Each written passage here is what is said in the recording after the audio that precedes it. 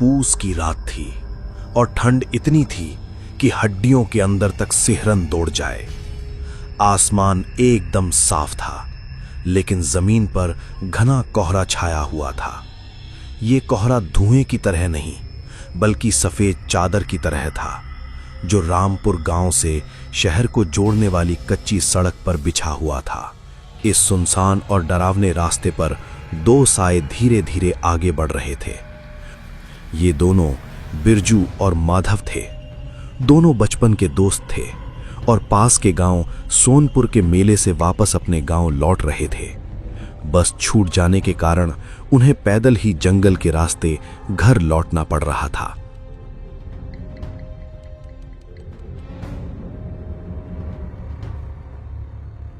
अरे माधव, पैर जरा जल्दी बढ़ा, ये टॉर्च कभी भी बंद हो सकती है। और तुझे तो पता है ना, ये इलाका ठीक नहीं है। जितनी जल्दी हम ये पेपरिया वाला जंगल पार कर लें, उतना ही अच्छा है। भाई बिरजू, तू तो ऐसे भाग रहा है जैसे रेस लगी हो। मेरी टांगे जवाब दे रही हैं यार। सुबह से चल रहे हैं, थोड़ी देर कहीं सुस्ता लें क्या? उस पुराने बरगद के नीचे बैठ जाते हैं 2 घड़ी। बिरजू आगे चल रहा था। उसका शरीर गठीला था और वो स्वभाव से थोड़ा निडर था, या कम से कम निडर दिखने का दिखावा करता था। उसके ठीक पीछे माधव चल रहा था। माधव दुबला पतला था और स्वभाव से बेहद डरपोक। दिमाग खराब है तेरा? यहां रुकने का मतलब जानता है?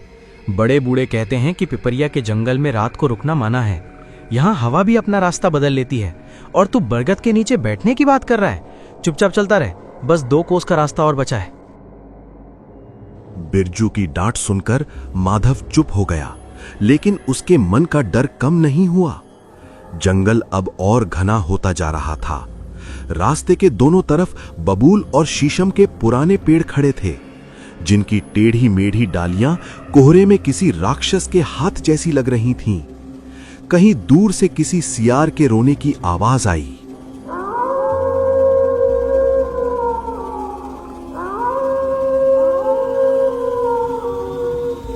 बिरजू, ये सियार नहीं है। ये रोने की आवाज सियार की नहीं लगती। ऐसा लग रहा है जैसे कोई आदमी रो रहा हो या कोई बच्चा। तू और तेरे ये वहम। सियारी है भाई। रात को जंगल में जानवर नहीं बोलेंगे तो क्या भजन गाएंगे? तू बस मेरे कदमों की आवाज सुन और नीचे देखकर चल। इधर उधर देखेगा तो डर लगेगा ही। दोनों फिर से चलने लगे। टॉर्च की रोशनी अब टिमटिमाने लगी थी। कभी तेज होती तो कभी एकदम मध्यम पड़ जाती। कोहरा इतना घना हो गया था कि अब उन्हें अपने पैरों के अलावा कुछ भी साफ नहीं दिख रहा था। ऐसा लग रहा था कि वे किसी अंतहीन सफेद गुफा में चल रहे हैं। तभी उन्हें आगे रास्ते के किनारे एक पुराने और टूटे हुए मील के पत्थर के पास कोई परछाई दिखाई दी। क्या हुआ? रुक क्यों गए? चुप रह, सामने देख, वहां कोई बैठा है। माधव ने बिरजू के कंधे के ऊपर से झांक कर देखा।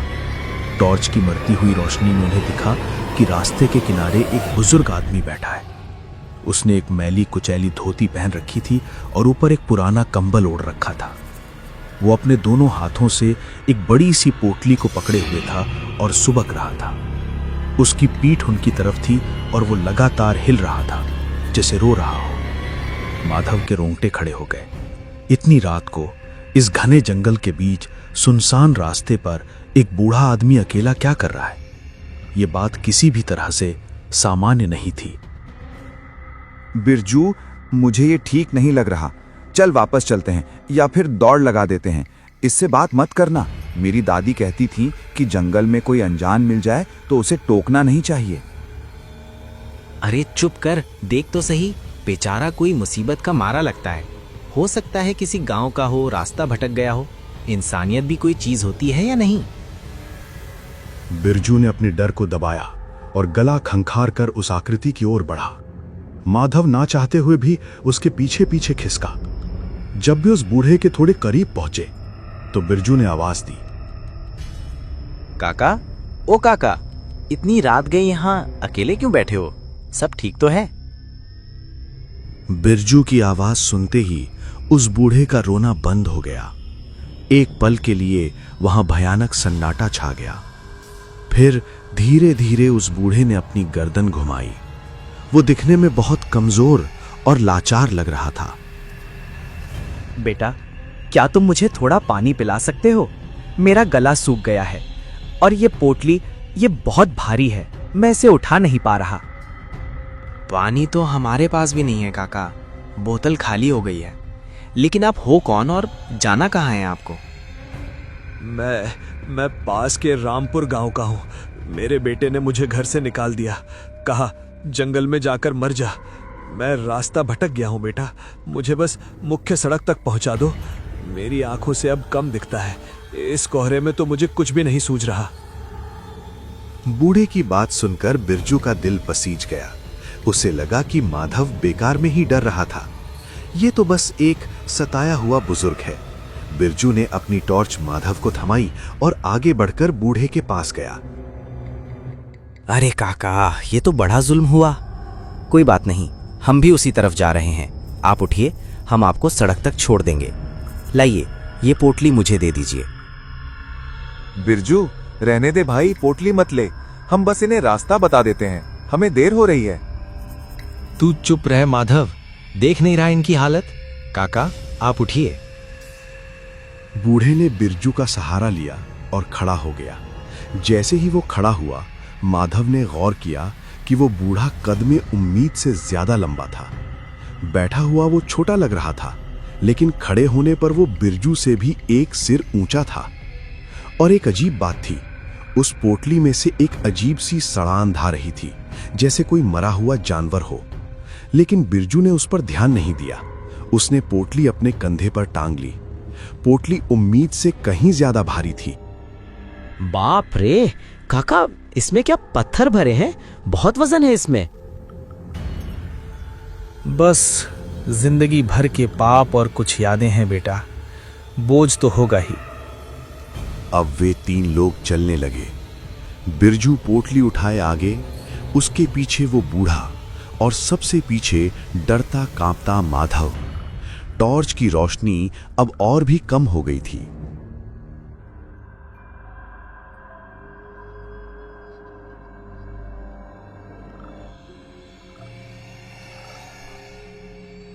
थोड़ी दूर चलने के बाद बूढ़े ने अचानक बाईं ओर इशारा किया, जहां झाड़ियों के बीच एक पतली सी कांटों भरी पगडंडी जंगल के अंदर जा रही थी। बेटा, उस रास्ते से चलो, वो शमशान के पास से होकर जाता है। वो छोटा रास्ता है, मुख्य सड़क वहां से जल्दी आ जाएगी।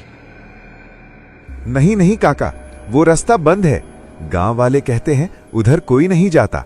हम सीधे रास्ते से ही जाएंगे। बिरजू, इनकी बात मत मान, सीधा रास्ता ही सही है। माधव काका बुजुर्ग हैं, इन्हें रास्ते का ज्यादा पता होगा। और वैसे भी मेरे कंधे दुखने लगे हैं इस पोटली से। अगर शमशान वाले रास्ते से जल्दी पहुंचते हैं तो वही सही है। हाँ बेटा, अपने दोस्त को समझाओ, डरे नहीं। शमशान में तो मुर्दे रहते हैं, वो क्या बिगाड़ेंगे। असली डर तो जिंदों से होना चाहिए। चलो, मुड़ जाओ। बूढ़े की आवाज में एक अजीब सा सम्मोहन था। बिरजू को लगा जैसे वो जो कह रहा है वही सच है। बिरजू ने बिना सोचे समझे मुख्य रास्ता छोड़ दिया और उस कांटों भरी कोहरे से ढकी पगडंडी पर मुड़ गया। माधव वहीं खड़ा रह गया। उसका दिल जोर जोर से धड़क रहा था। उसे पक्का यकीन था कि उन्होंने बहुत बड़ी गलती कर दी है। मुख्य रास्ता छोड़ना मतलब जंगल के पेट में समा जाना। बिरजू, रुक जा, मत जा उधार। आजा माधव, डरपोक कहीं के, हम 10 मिनट में गांव पहुंच जाएंगे। माधव के पास कोई चारा नहीं था।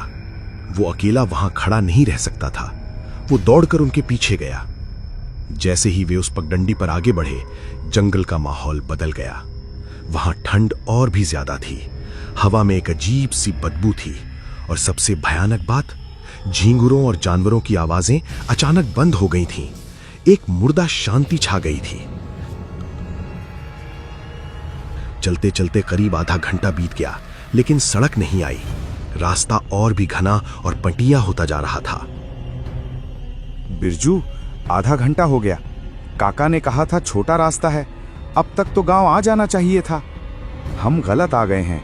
देख, ये पेड़, ये वही पेड़ है। जिसे हमने 10 मिनट पहले पार किया था। बिरजू रुका। उसने टॉर्च घुमाकर पेड़ को देखा। माधव सही कह रहा था। ये एक सूखा हुआ पेड़ था जिसकी तनी हुई डाल पर एक पुराना कपड़ा लटक रहा था। उन्होंने इसे पहले भी देखा था। इसका मतलब वे गोल गोल घूम रहे थे। बिरजू को अब पहली बार घबराहट महसूस हुई। उसने पोटली को जमीन पर रखा और पसीना पोंछा। काका, ये क्या चक्कर है? रास्ता कहाँ है? हम तो गोल घूम रहे हैं। बिरजू ने मुड़कर बूढ़े को देखा, लेकिन वहां जो दृश्य था उसने बिरजू के पैरों तले जमीन खिसका दी। बूढ़ा वहां खड़ा था, लेकिन अब वो लाचार नहीं लग रहा था। वो सीधा तना हुआ खड़ा था। कोहरा उसकी टांगों के पास लिपटा हुआ था। रास्ता तो कब का पीछे छूट गया बेटा। अब तो तुम मेरे इलाके में हो। क्या मतलब? मजाक मत करो काका, बताओ सड़क किधर है? मुझे प्यास लगी है बिरजू। मैंने पानी मांगा था, तुमने दिया नहीं। अब मुझे भूख भी लग रही है। बूढ़े ने अपना चेहरा ऊपर उठाया। टॉर्च की मध्यम पीली रोशनी उसके चेहरे पर पड़ी। माधव के मुंह से चीख निकल गई। उस बूढ़े का चेहरा बदल रहा था। उसकी झुर्रियां गायब हो रही थी और खाल खिंच रही थी। उसकी आंखें जो पहले धसी हुई थी अब अंगारों की तरह लाल चमक रही थी। और उसके पैर। माधव ने अपनी टॉर्च नीचे की। बूढ़े के पैर जमीन पर नहीं थे। वो हवा में कुछ इंच ऊपर तैर रहा था और उसके दोनों पैर पीछे की ओर मुड़े हुए थे। मेरी मदद की तुमने। बहुत अच्छे दोस्त हो तुम। अब मेरा एक और काम कर दो। मुझे इस जंगल से बाहर नहीं जाना। मुझे तो बस नए साथी चाहिए थे। बरसों से अकेला हूं यहाँ। छलावा ने अपना हाथ बढ़ाया। उसका हाथ रबड़ की तरह लंबा होता चला गया और बिरजू की गर्दन की तरफ लपका। माधव, टॉर्च बंद कर और भाग। आंखों में मत देखना इसके। बिरजू ने झटके से नीचे झुककर एक बड़ा पत्थर उठाया और पूरी ताकत से उस साए की तरफ दे मारा। पत्थर उस साए के आर पार निकल गया, जैसे वो धुएं का बना हो। लेकिन इससे उन्हें भागने का एक मौका मिल गया। बिरजू ने माधव का कॉलर पकड़ा और उसे खींचते हुए झाड़ियों के बीच बेतहाशा दौड़ने लगा। दिशा का कोई ज्ञान नहीं था, बस उस हंसी और उस शैतान से दूर भागना था। लेकिन छलावा इतनी आसानी से शिकार को जाने नहीं देता। जंगल उनका घर था और बिरजू और माधव अब उस घर के कैदी थे। जैसे ही वे दौड़ रहे थे, उन्हें महसूस हुआ कि जंगल के पेड़ अपनी जगह बदल रहे हैं और रास्ता उन्हें बार बार उसी सूखे पेड़ के पास ला रहा है जहां वो छलावा खड़ा मुस्कुरा रहा था। डर और बदहवासी में दोनों बेतहाशा दौड़ रहे थे, लेकिन जंगल का वो हिस्सा किसी भूल भुलैया में बदल चुका था। वे जितना तेज भागते उतनी ही जल्दी वे वापस उसी सूखे पेड़ के पास पहुंच जाते जहां वो कंकालों वाली पोटली पड़ी थी। छलावा अब उन्हें दिखाई नहीं दे रहा था, लेकिन उसकी हंसी हर तरफ से आ रही थी, पेड़ों के ऊपर से, जमीन के नीचे से और हवा के झोंकों से। अचानक घने कोहरे ने एक दीवार जैसा रूप ले लिया। बिरजू और माधव का हाथ एक दूसरे से छूट गया। बिरजू कहाँ है तू? मुझे कुछ दिखाई नहीं दे रहा। मेरा हाथ पकड़ ले भाई। मैं यहीं हूं माधव, इस तरफ आ। मुझे रास्ता मिल गया है, जल्दी आ। माधव उस आवाज के दिशा में दौड़ा, लेकिन जैसे ही वो कुछ कदम आगे बढ़ा, उसे अपने ठीक पीछे से बिरजू की आवाज सुनाई दी। माधव, उधर मत जा। वो मैं नहीं हूं, मैं यहां हूं, तेरे पीछे। माधव का दिमाग सुन्न पड़ गया। एक बिरजू आगे से बुला रहा था और एक पीछे से। ये छलावे का मायाजाल था। उसे समझ नहीं आ रहा था कि असली दोस्त कौन है और मौत कौन। वो वहीं ठटक कर खड़ा हो गया, कांपते हुए अपनी आंखें बंद कर लीं और जोर जोर से हनुमान चालीसा पढ़ने लगा। उधर बिरजू को लगा कि माधव उससे आगे निकल गया है। उसे धुंध में माधव की आकृति दिखाई दी जो उसे हाथ हिलाकर बुला रही थी। बिरजू, यहां आ जा। देख, रास्ता यहां है। हम खेत के पास आ गए। बिरजू को राहत महसूस हुई। वो दौड़कर उस आकृति के पास पहुंचा।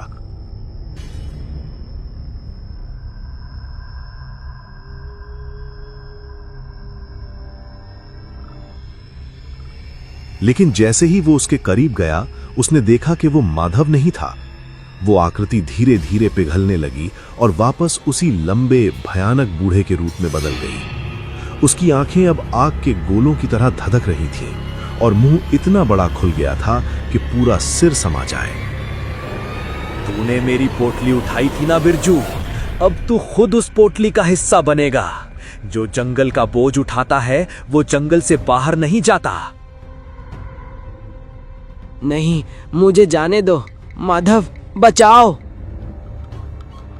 बिरजू ने पीछे मुड़कर भागने की कोशिश की, लेकिन तभी जंगल की लताएं सांपों की तरह जमीन से निकली और बिरजू के पैरों में लिपट गईं। उसने छूटने के लिए बहुत हाथ पैर मारे, लेकिन उन लताओं ने उसे कसना शुरू कर दिया। छलावा धीरे धीरे हवा में तैरता हुआ बिरजू के चेहरे के पास आया।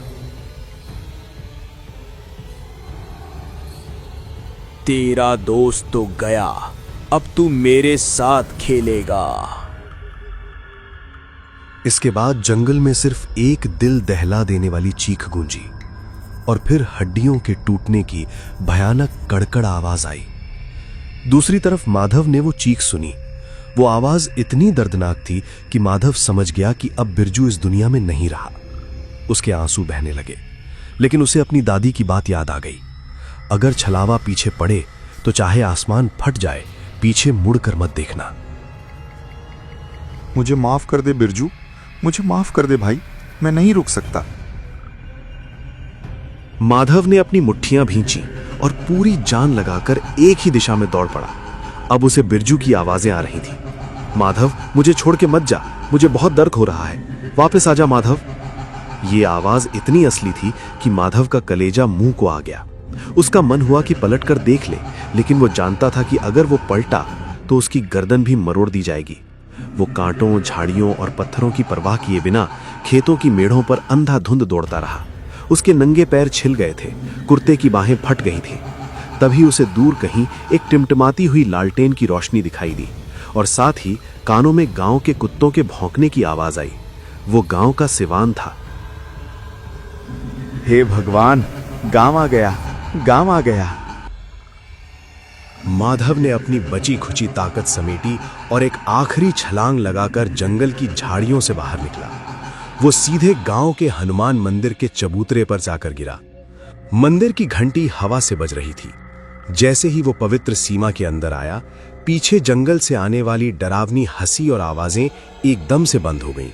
वहां अब सिर्फ गायों के रंभाने और झिंगरों की आवाज थी। मंदिर के पास ही गांव के पुजारी पंडित दीनानाथ अपनी कुटिया से बाहर निकल रहे थे। उन्होंने किसी के गिरने की आवाज सुनी। कौन है भाई? इतनी रात गए यहाँ क्या कर रहे हो? बाबा, जंगल, वो छलावा बिरजू को खा गया, बिरजू को। इतना कहते ही माधव बेहोश हो गया।